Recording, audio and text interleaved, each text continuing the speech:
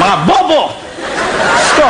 Makinig, the Philippines is composed of 7,100 islands divided into three, mainly Luzon, Visayas, and Mindanao. The question is, what is the square root of 16? 2! Taasa mo pa! 2! Hindi! Mataas pa dyan! 3! Kakaloka kayo. The correct answer is 4! 4! Ano ba kayo? Hindi to singing bee. Game show ito. Kamay sa noo. Ano ang pangalan ng puno na national tree ng Pilipinas? Starts with letter N. Ray.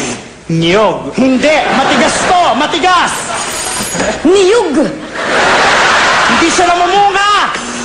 Niyog na baog.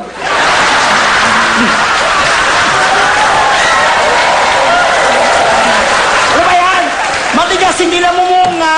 Tapos, nakikita lang ito sa mga virgin forest. Go, Marina! Virgin coconut oil. Puno nga, puno! Ano? Virgin coconut tree.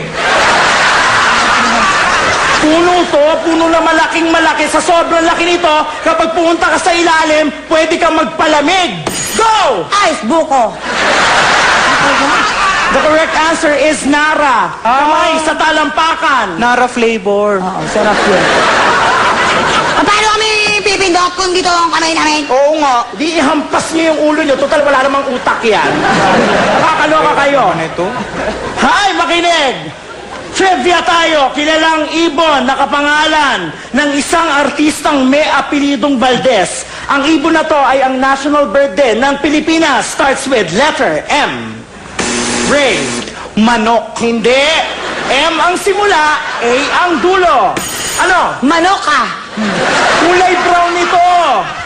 Kulay brown. Ano? Litson manoka. Hindi. Ano ka ba? Brown ito na maliit na maliit. Go! Chicken cubes.